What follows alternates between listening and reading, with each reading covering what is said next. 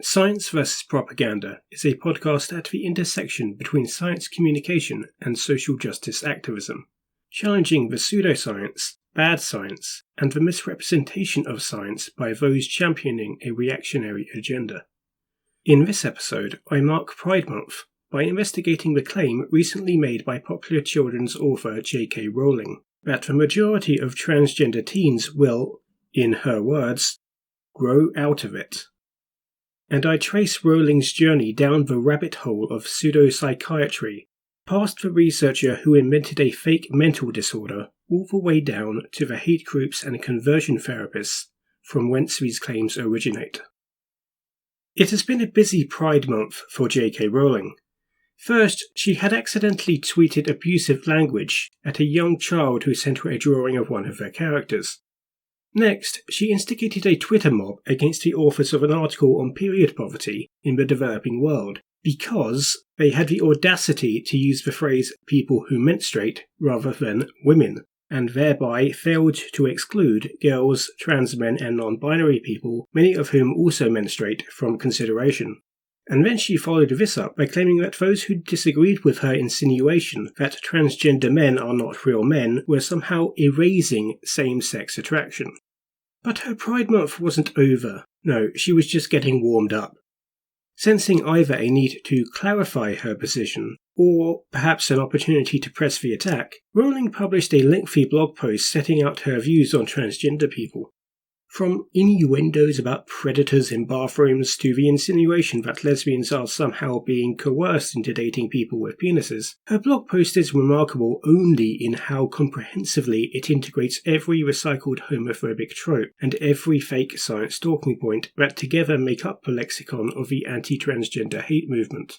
Many trans people and others have already torn the claims made in this blog post to shreds, and I'll try to link to a few of those. But in this podcast, I want to focus specifically on her pseudoscientific claims about the healthcare of young transgender people. The narrative Rowling spins will be a familiar one to anyone who has paid close attention to the British press over the last few years. That the number of young trans men coming out and being admitted to gender identity clinics, whom she refers to as young women wishing to transition, has increased sharply in recent years. At the same time, we have supposedly seen an increase in the numbers detransitioning, an assertion made all the more concerning alongside Rowling's insistence that she has learned through extensive research that 60 to 90% of gender dysphoric teens will grow out of their dysphoria. Gender dysphoria being the distress that many trans people feel as a result of the mismatch between their gender identity and the gender they are assigned at birth. The reason for all these detransitions and desisters, she claims, is that these teens have a condition she calls Rapid-onset gender dysphoria, a mental disorder which apparently spreads among teenage girls on social media, convincing them that they are actually teenage boys due to how uncomfortable they are with the expectation to conform to female sex stereotypes or with the prospects of being a lesbian. Now, this may all sound like a fanciful, even conspiratorial just so story, and it is. But it's one which has been repeated so many times that people are starting to believe it, or at least a lot of people are willing to pretend to believe it.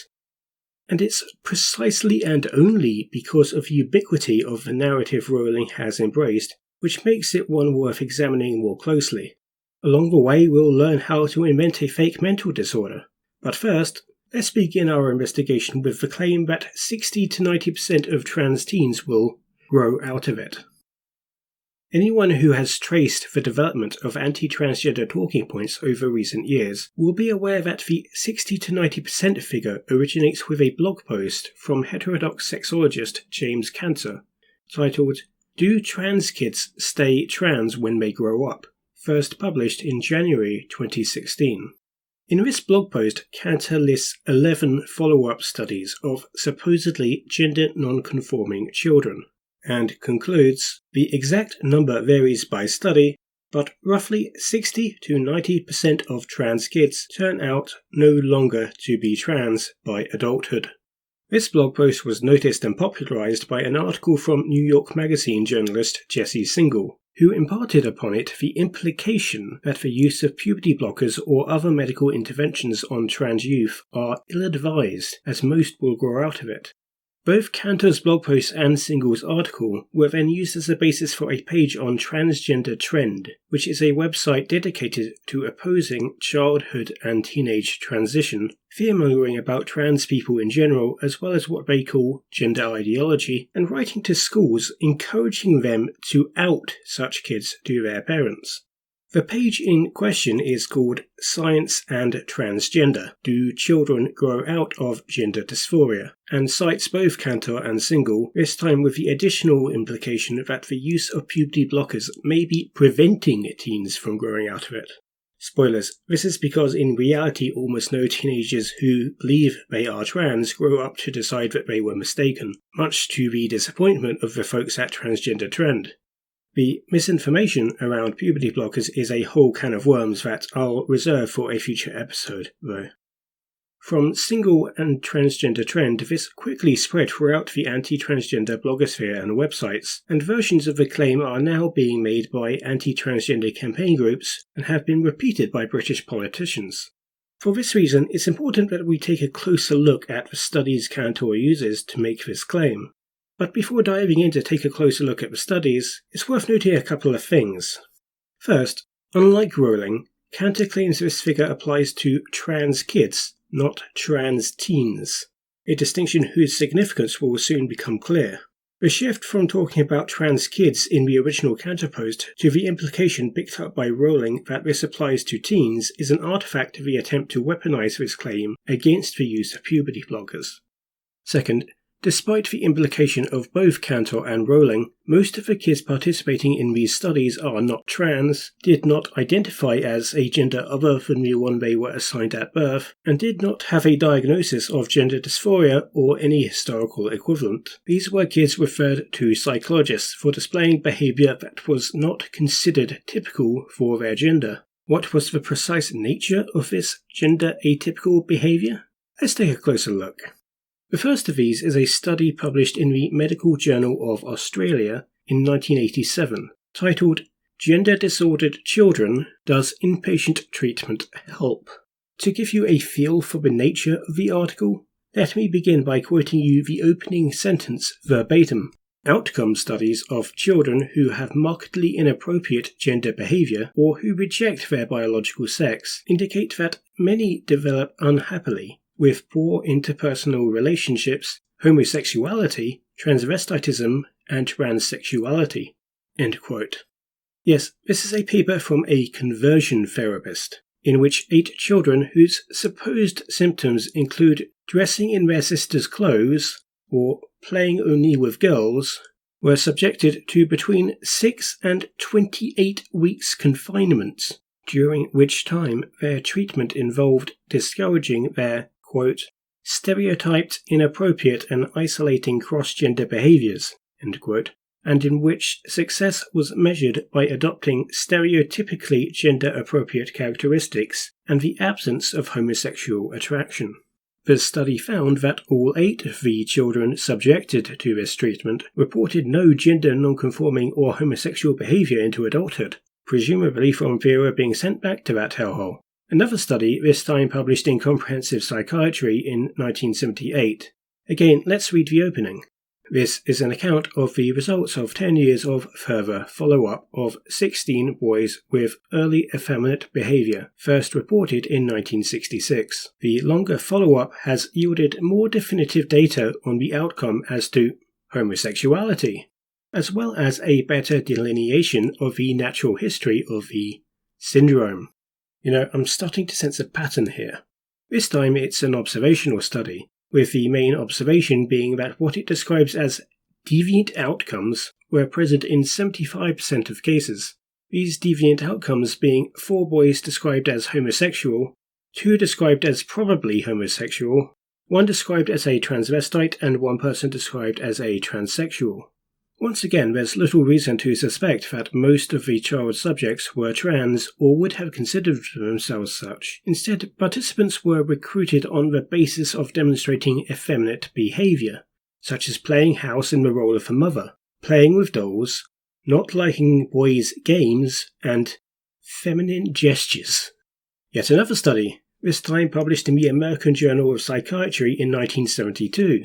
The author performed a structured interview on 16 adult subjects described as exhibiting feminine behavior as young boys. 6 were determined to show deviant gender identities, including 3 described as transsexuals, 1 as a transvestite and 2 as homosexual. Not included among the so-called deviants was one 22-year-old man described as a bachelor who once threw a homosexual through a window. And so on and so on. The studies go on like this, written in caveman times by authors with clear prejudices and microscopic sample sizes, if not written by outright conversion therapists who were highly motivated to get the results they ended up reporting. Collectively, none of these 7 older studies, some of which are observational while others report results of clinical interventions, i.e. conversion therapies, recruited kids who were thought to be trans or live with gender dysphoria. Instead, they recruited kids whose behavior was considered inappropriate for their gender, almost all boys whose effeminate behavior led parents to fear they may grow up to be gay. The studies were conducted with a view to understanding what conditions may lead to the development of homosexuality, with common stereotypes of an emotionally distant father and a close relationship with the mother being the most frequently suggested, or with a view to finding a treatment that would prevent homosexuality.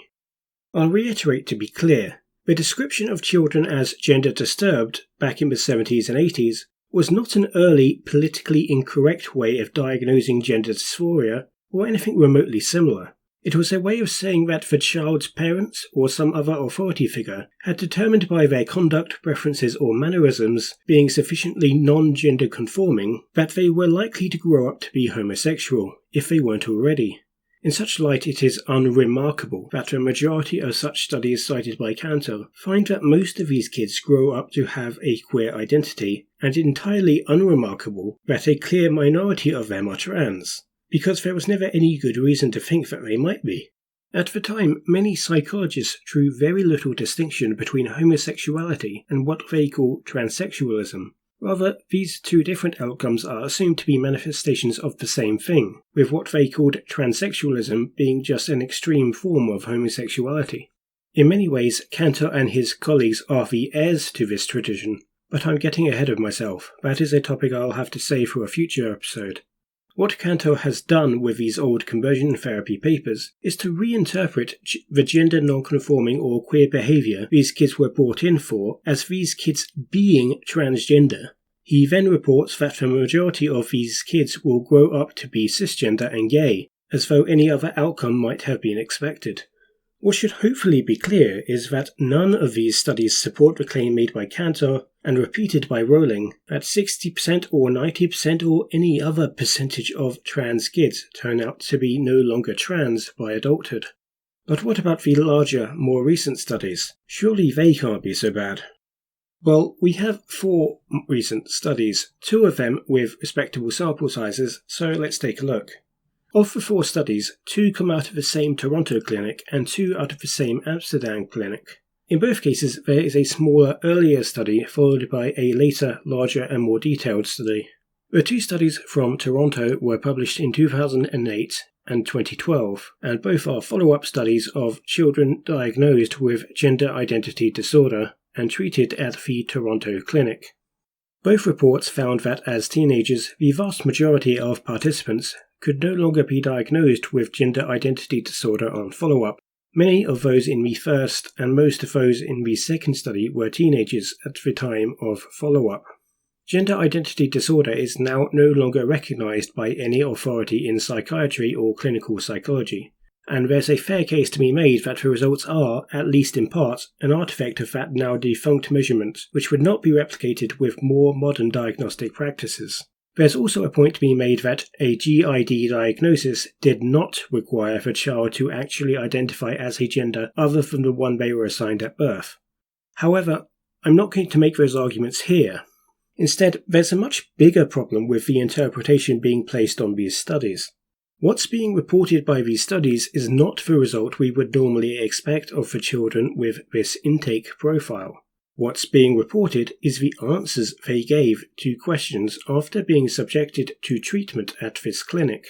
And this clinic was shut down a few years later when Ontario banned conversion therapy. You see, the head of the Toronto clinic was Kenneth Zucker, who also serves as the editor-in-chief of the Archives of Sexual Behaviour, a journal which described its mission as the prevention of transsexualism, a mission Zucker sought to carry out during his time at the clinic. In 2008, Zucker published a paper setting out the principle behind his therapeutic approach. This isn't quite the electroshock therapy of yore. Instead, Zucker's modern conversion therapy focused on encouraging gender-typical behaviours, play and dress, as well as same-sex peer relations, while discouraging behaviours and relationships deemed inappropriate. I could easily write a whole episode about Zucker, but I don't have time to do so here, so instead I'll link to some other criticisms of his work. Shortly after the clinic was closed down, Zucker was fired after an independent report determined his treatments were unethical, not based in good evidence, and were out of step with the clinical best practices. And while there may be some people listening tempted to ask, what's the harm? It's important to keep in mind that these kids were subjected to a concerted and sustained effort to change their sense of gender identity, an ordeal many of them report finding distressing.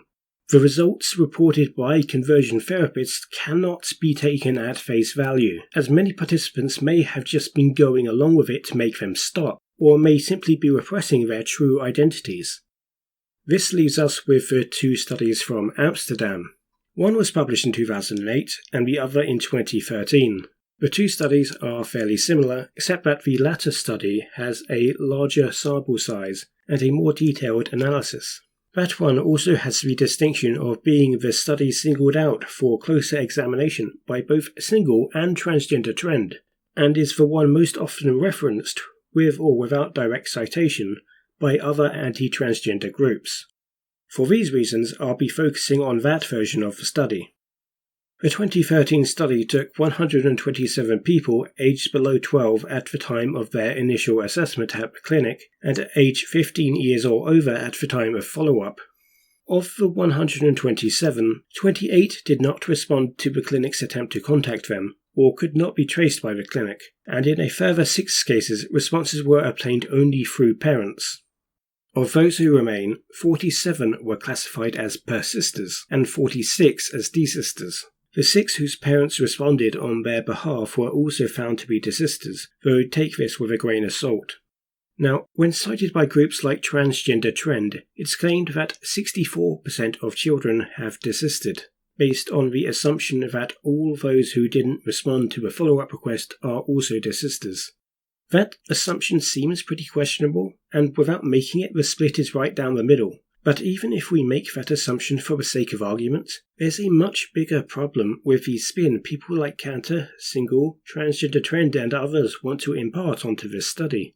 Throughout all of this, I've been using the term desistance without really explaining what it means. The interpretation taken by Cantor and those following in his footsteps, which is the interpretation inherited by Rowling in her manifesto, is that the desistance rate is the rate at which kids or teens who say they are trans and or were deemed to be so by a clinical professional, possibly with some relevant diagnosis, cease to believe that they are trans once reaching some older age. This is not what it means. Rather, a participant was deemed to be persisting if, having been assessed at this particular clinic before the age of 12, they were now in their late teens undergoing or seeking to undergo medical transition at this particular clinic. The persistence rate is, in effect, the rate at which children assessed by the clinic were referred to an endocrinologist as a result of that assessment and ongoing counselling. A participant was deemed to be desisting if they did not meet these criteria. Some of those listed as desisting may then be seeking medical treatment at another clinic or ordering hormones off the internet. They may have socially transitioned and not feel the need to pursue medical transition at this time. They may have parents who have intervened to prevent them from receiving access to gender-related healthcare. But this isn't even the biggest problem with the interpretation of Cantor and friends. The biggest problem is that the sample is drawn from those assessed at the clinic not those who, upon assessment, received any particular diagnosis, identified themselves as being trans, or were thought likely to be trans. Nor were most, if any, of them seeking any kind of medical intervention. But not only is the interpretation pushed by the anti-trans brigade not valid, the paper actually strongly implies that the opposite is true. See, the purpose of the study was to determine factors associated with persistence and desistance, and it did just that. Of those who actually received a diagnosis when assessed as children, roughly 2 in 3 were persisters. The overwhelming majority of those who, when assessed, insisted that they actually were a gender other than the one they were assigned at birth, rather than simply expressing a wish to be so, were found to be persisters. And 100% of those who had socially transitioned prior to their childhood assessment were found to be persisters. What this study tells us is that even at a very young age, kids who insist that they're trans are probably right. And even the papers written by the conversion therapists tend to acknowledge that atypical gender identities tend to crystallize around adolescence. They say so not as a concession to their politically correct critics, but as a warning about the importance of early intervention. Hate groups like Transgender Trend also tend to acknowledge that teen desistance is rare, though they do this to raise fears that either social transition in childhood or, more often, the prescription of puberty blockers somehow prevents young people who would otherwise have changed their minds from doing so. But as I said earlier, I'll be tackling puberty blocker myths in a future episode. What's important for the second half of this episode is that the meme had to evolve. No longer was the main objection that trans teens would all change their minds. It was now that they weren't changing their minds when they ought to be. And we'd figured out a culprit to blame. Are you a parent who feels your teenager is spending too much time on the internet? Have you noticed them becoming more moody lately? Do they have difficulty channeling their negative emotions into something productive? Are you afraid that you may be drifting apart? Then they may have rapid-onset gender dysphoria. There's no other explanation. Rapid-onset gender dysphoria is a recently discovered disease that spreads primarily by Tumblr. Its primary symptom is causing young people to think that they're transgender when they're actually not. Except not really. Under the environmental pressures of the anti-trans blogosphere, it wasn't long before the desistance meme evolved into the concept of rapid-onset gender dysphoria, or ROGD for short. Building on the central pillars of the so-called gender-critical ideology, the central claim made by ROGD proponents is that many, if not all, teenagers who say they're transgender and who are seeking related healthcare are mistaken. Instead, we are told that they are actually suffering from a mental disorder caused by the pressure of socially imposed sex stereotypes, along with anxiety about puberty and sexual development, amplified in the age of social media, which they will eventually grow out of provided they're kept away from those pesky doctors who say otherwise. The idea presents itself as an explanation for why we have seen an increase in the rate of trans people coming out in their youth. An increase that happens to coincide with an increase in the use of social media, and especially for why there has been an increase among trans boys, who are now referred to gender clinics at a greater rate than trans girls, who in the past had been the clear majority. With it being suggested that the latter observation is a result of young lesbians convincing themselves that they must be trans boys because of homophobia, or as an attempt to escape bullying in school for not being girly enough. A prospect Rowling herself endorses in her manifesto. The success of the meme seems to lie in its appeal to the concerned parent instinct, having absolutely no basis in scientific research. That is, until August 2018, when a study was published that seemed to present evidence for the condition. The study took the form of a 90-question online survey of self-selected parents whose children, often now adult children, were believed to currently or formerly experience the condition. According to the paper, links to the survey were posted on 3 websites. Quote, where parents and professionals had been observed to describe rapid onset of gender dysphoria, end quote. And both participants and website moderators were encouraged to share this link with, quote, individuals or communities that they thought might include eligible participants, end quote. The results of this survey were that many parents reported that their kids' dysphoria developed very suddenly, hence the name Rapid-onset gender dysphoria. They reported a deterioration in the parent-child relationship after coming out, as well as a decline in the child's perceived mental well-being. It was also suggested that prior to coming out, the child would often have at least one other trans or non-binary person in their peer group, and often many trans friends. They claim that prior to coming out, their adolescent or teenage child had been spending a lot more time on the internet, especially on social media, with special attention paid to LGBT Tumblr blogs and subreddits and coming out videos on YouTube. And as a result, their own experiences of coming out sounded scripted. Finally, it is said that after coming out, the child experienced an increase in popularity among their peer group. Now, the study's author, Lisa Lippman, came to the conclusion that all this supported a social contagion hypothesis, in which mental illness spreads from person to person via societal influences, and supports the hypothesis that this rapid-onset gender dysphoria is a maladaptive coping mechanism for dealing with emotional distress and social anxiety. If true, this would imply that allowing a child to socially transition, dress as they wish, go by the name of their own choosing, and by their appropriate pronouns, would be enabling a self-destructive behaviour. It would be like giving drugs to a drug addict, an example Lippman brings up herself. There are no shortage of problems with this study, and I certainly won't be the first to point most of them out. Perhaps the most obvious is that in the absence of a control group, it's impossible to say whether any of the reported behaviours are actually unusual. Adolescents spending lots more time on social media, becoming more distant from their parents, and experiencing social and emotional difficulties is far from unusual, of course. The observation that when one teen comes out as trans, they often also have at least one other trans teen in their peer group is unremarkable, unless parents reporting that their cis kids have a trans person in their peer group is also unusual, especially when we consider the profile of the participants recruited to this study, as we shortly shall. The social clustering claim also highlights another problem. The data is collected entirely from parents, not the trans youth themselves, and usually, as we have already heard, from parents who feel they were growing distant from their child around the time of coming out.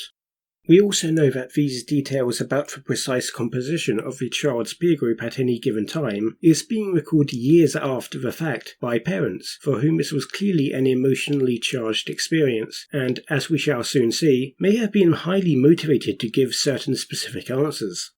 Who's to tell, really, whether the child starting hanging out with the other trans kids after transition, because they're the ones who weren't being weird about it? Which brings me to the third and final of the obvious objections: the ready availability of more plausible explanations. Perhaps the child had a growing number of trans kids in their immediate peer group because they had something in common that they hadn't told their parents about yet. And perhaps the reason their coming out moment sounded scripted after watching lots of YouTube coming out videos is not because they somehow got transed by social media, but because they turned to the internet for help in planning how they were going to explain this to parents who were clearly not ready to hear it. If Lippman and Rowling's argument sounds like it could be applied just as easily to a gay kid who starts hanging out with other gay kids and watching online coming out videos before coming out to their antagonistic parents, that's because it was. Back in the 60s, 70s and 80s, anecdotal evidence of social clustering was used to support a social contagion theory of homosexuality in studies which were nowhere near as poorly designed as this one. But the greatest problem with the study came not with the obvious objections to its stated methodology or the non-sequitur nature of its conclusions, but from how participants were recruited, what they had been told, and how much of this is disclosed, or more to the point, not disclosed, to the reader.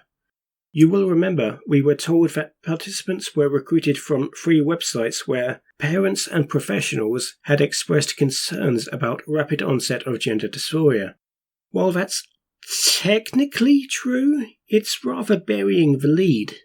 The websites are Youth Transcritical Professionals, Fourth Wave Now, and Transgender Trend. You remember that last one, right?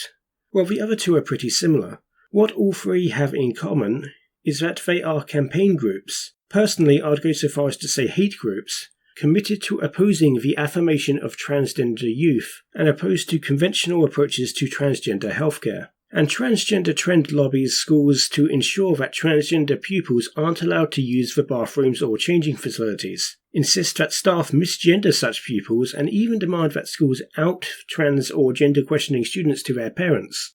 These are not groups with good faith concerns about child healthcare. This is pure concern trolling.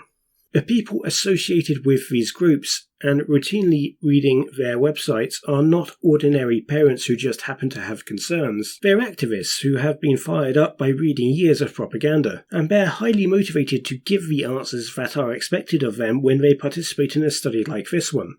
Just imagine for a moment that we conducted a study on a possible link between the MMR vaccine and autism, and we invited only parents who are staunch anti-vaccine campaigners to participate, and then we relied on them giving an accurate patient history of the exact order of events that happened to their child years after the fact. That, in case you're wondering, did actually happen. That's how the study by Andrew Wakefield that led to the MMR panic was conducted. Littman is literally stealing tactics from anti-vaxxers. And we should be clear that in addition to being highly motivated, these participants knew exactly what Littman wanted to hear. For example, let me read to you the first paragraph of a recruitment ad posted on the free websites. Quote, "We have heard from many parents describing that their child had a rapid onset of gender dysphoria in the context of increasing social media use and/or being part of a peer group in which one or multiple friends has developed gender dysphoria and come out as transgender during a similar time frame. Several parents have described situations where entire friend groups have become gender dysphoric. This type of presentation is atypical and has not been studied to date. We feel that this phenomenon needs to be described and studied scientifically." End quote. Notice those references to social media and peer groups. In her paper, these were reported as findings of the study, but in reality, Littman had already prompted participants to emphasize any increase in social media use or existence of any trans friends. And this is just a small part of the priming recruits had undergone without this fact being disclosed to reviewers or readers. Example 1. A blog post on transgender trend posted during the recruitment campaign titled, "Why Do Teenage Girls Not Want to Become Women?"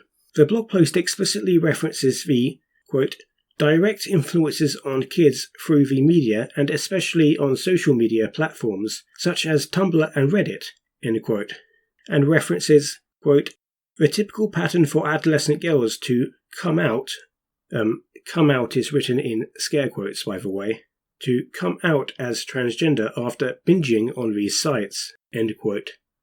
Tumblr and Reddit. These are the same websites that showed up in Littman's reported data. What a coincidence. The blog post also makes specific references to internalized homophobia and sexual stress as contributing factors which Littman also reports on via the data she collected. Example 2.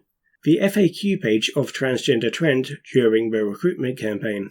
One question, asking why they deny that kids are much happier when their parents accept that they are trans, is answered by suggesting that this happiness stems not from being accepted for who they really are, and yes, that's actually the phrase they use, I'm not editorialising here, but is instead the result of the satisfaction gained from becoming the centre of attention. That's the post-transition jump in popularity, Littman reported. I'm also not sure how transitioning would make them the centre of attention if their peer group is full of other trans kids, but whatever. I can't really expect logic from these people.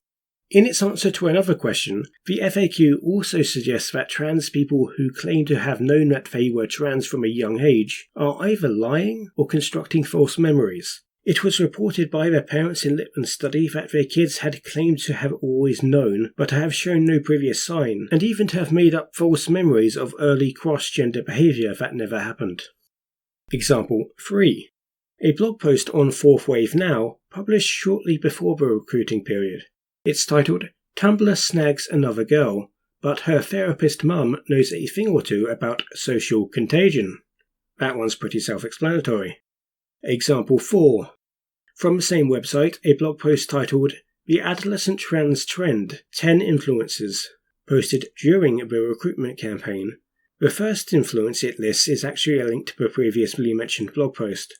The second is, quote, the ability to achieve an instant special status. There is an appeal for some to identify as transgender in order to receive extra attention or boost their social standing.